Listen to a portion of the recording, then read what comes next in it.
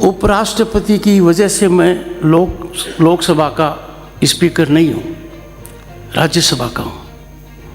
पर राजस्थान का परम सौभाग्य है कि ओम बिरला जी वहाँ हैं। तो मैं ये कह दूँ कि सदन में हल्का फुल्का आचरण होना चाहिए, मजाक होनी चाहिए, हास्य होना चाहिए, सटायर होना चाहिए, इंटेलेक्ट होना चाहिए। जब ये बात मैंने राज्यसभा में कही तो माननीय खड़गे जी ने कहा, मोहब्बत हमसे और शादी उनसे। ये खड़गे जी ने कहा। श्री ममता बनर्जी ने उपराष्ट्रपति के चुनाव में मेरा विरोध नहीं किया। तब मैंने ये बात यहाँ कही तो उस समय के मुख्यमंत्री अशोक गहलोत जी ने कहा कि जादूगर तो मैं हूँ, आपने कौन सी जादूगरी ममता पर की थी। सूचना न होना आज के दिन कोई नहीं मानेगा। सोशल मीडिया इतना ज़बरदस्त है। मैं प्रतिपक्ष के हर सदस्य को मेरा प्रणाम करता हूँ और ये वो वर्ग है जो विधानसभा के लिए रीढ़ की हड्डी का काम करेगा। उपराष्ट्रपति की वजह से मैं लोकसभा का स्पीकर नहीं हूँ, राज्यसभा का हूँ। पर राजस्थान का परम सौभाग्य है कि ओम बिरला जी वहाँ हैं। हम दोनों में विचार मंथन होता रहता है। उनसे मैंने ज्ञान प्राप्त किया और एक ही बात कही, जब कुर्सी पर बैठो तो सबसे पहले बाईं तरफ देखो। मैंने कहा क्यों? उन्होंने कहा भगवान ने शरीर का निर्माण किया है और दिल बाईं तरफ होता है, सत्ता पक्ष दाहिनी तरफ होता है। मैंने सदैव इसका पालन किया है। जब थोड़ी सी बात कही गई तो मैं ये कह दूं कि सदन में हल्का फुल्का आचरण होना चाहिए, मजाक होनी चाहिए, हास्य होना चाहिए, सटायर होना चाहिए, इंटेलेक्ट होना चाहिए। जब ये बात मैंने राज्यसभा में कही तो माननीय खड़गे जी ने कहा, मोहब्बत हमसे और शादी उनसे। ये खड़गे जी ने कहा।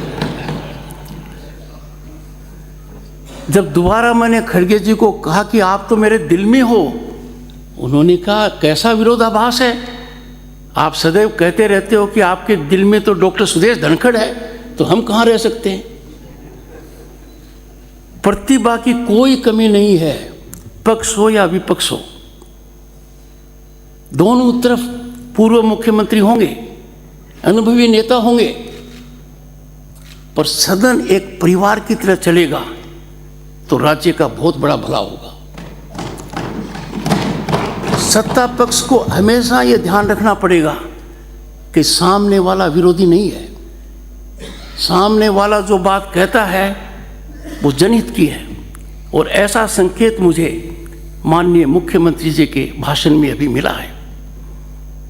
अध्यक्ष महोदय ने आचरण के बारे में बहुत कुछ कहा है, तो जो बातें मैं कहना चाहता था वो आप दोनों कह चुके हैं। तो मैंने सोचा मुझे बीच का रास्ता अपनाना चाहिए। मैं जहां भी जाता हूं खास तौर से एक बात का ध्यान रखता हूं कि कोई राज्यसभा का सदस्य हो तो उसको नज़रअंदाज नहीं करना चाहिए, वरना मुझे काफ़ी पीड़ा का सामना पड़ सकता है। कुछ ऐसा वातावरण बन जाता है जब हमें कठोर निर्णय लेने पड़ते हैं। पर कहते हैं ना कि खीर कितनी अच्छी है खाने से पता चलती है, और यही कारण है कि पश्चिम बंगाल के जो बहुत बड़ा प्रांत है, सांस्कृतिक राजधानी देश की कही जा सकती है, वहाँ की मुख्यमंत्री श्री ममता बनर्जी ने उपराष्ट्रपति के चुनाव में मेरा विरोध नहीं किया। तब मैंने ये बात यहाँ कही तो उस समय के मुख्यमंत्री अशोक गहलोत जी ने कहा कि जादूगर तो मैं हूँ, आपने कौन सी जादूगरी ममता पर की थी। आप यदि अगर अपने कर्तव्य पर रहेंगे तो आखिर में नतीजा कभी खराब नहीं होगा। एक छोटी सी बात ले लीजिए, सोशल मीडिया। किसी भी सदस्य के बारे में सोशल मीडिया में एक ऐसी भ्रांति फैलाई जा सकती है जो एक बड़ी आग का रूप ले लेगी। इस सदन को तय करना है कि इस प्रकार की व्यवस्था का पर अंकुश कैसे लगाएं, सार्थकता से हमारा जीवन चलता रहे, हमारे चरित्र हनन की प्रयास न हो, कैसे रोकें। सदन का मुख्य काम है विधायी निर्माण में योगदान देना। मुझे बड़ी पीड़ा होती है, और विशेषकर पीड़ा मुझे होती है उस वर्ग से जिस वर्ग से मैं आता हूं, वकालत के पेशे से। भारतीय संसद ने हाल ही में अंग्रेजों के कानून को छोड़कर 3 कानूनों का निर्माण किया। राज्यसभा में देश के सर्वश्रेष्ठ अधिवक्ता सांसद हैं, एक ने भी परिचर्चा में भाग नहीं लिया। व्यक्तिगत रूप से मैंने उनको कहा है, ये पीड़ा का विषय है। जो लोग राय दे सकते हैं, मार्गदर्शन दे सकते हैं, बता सकते हैं ये बदलाव होना चाहिए, वो नहीं कर पाए। एक भी उनमें निलंबित नहीं था। सदस्य को निलंबन करना सबसे बड़ी पीड़ा का कारण है। बहुत गहराई से सोचते हैं, कक्ष में चर्चा करते हैं, उनसे विचार विमर्श करते हैं, उनके साथ भोजन करते हैं, और यही बात है कि वो कोई ऐसा भाव नहीं रखते, खासतौर मेरे लिए, कि आपने गलत किया।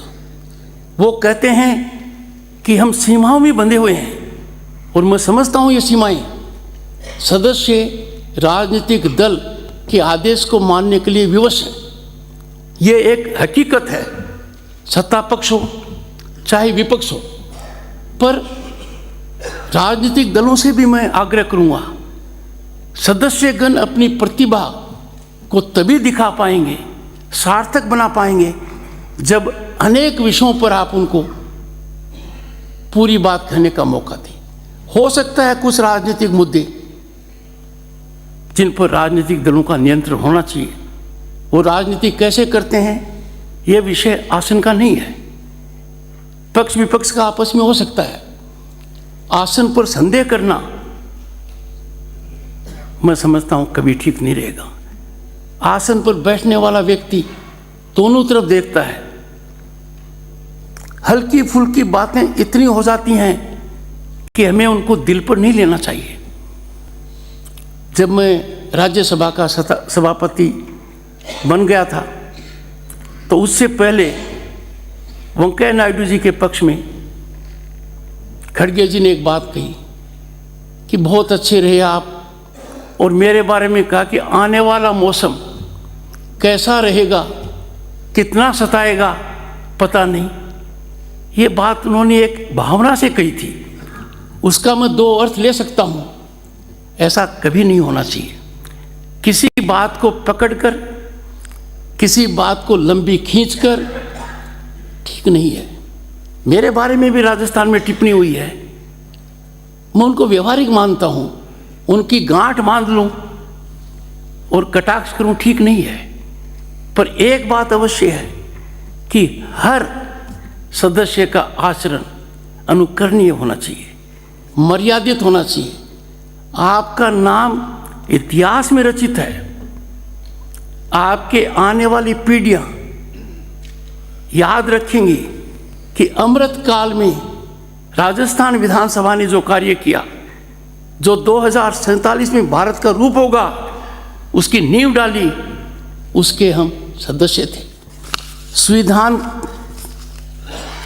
की जो मूल प्रति है अंग्रेजी और हिंदी में जो हस्तलिखित है, उसको यदि अगर आप देखेंगे, जिसके लिए मैं आप सबको आमंत्रण देता हूं, मैं माननीय अध्यक्ष जी को कहूँगा कि राजस्थान विधानसभा का हर सदस्य, चाहे पहली बार निर्वाचित हो चाहे पहले से निर्वाचित रहा हो, मेरे आमंत्रण पर नए संसद भवन में मेरा आतिथ्य स्वीकार करें और जितनी व्यवस्था हम कर पाएंगे, जितनी जानकारी आपको दे पाएंगे वहाँ, वो आपके लिए लाभकारी होगी।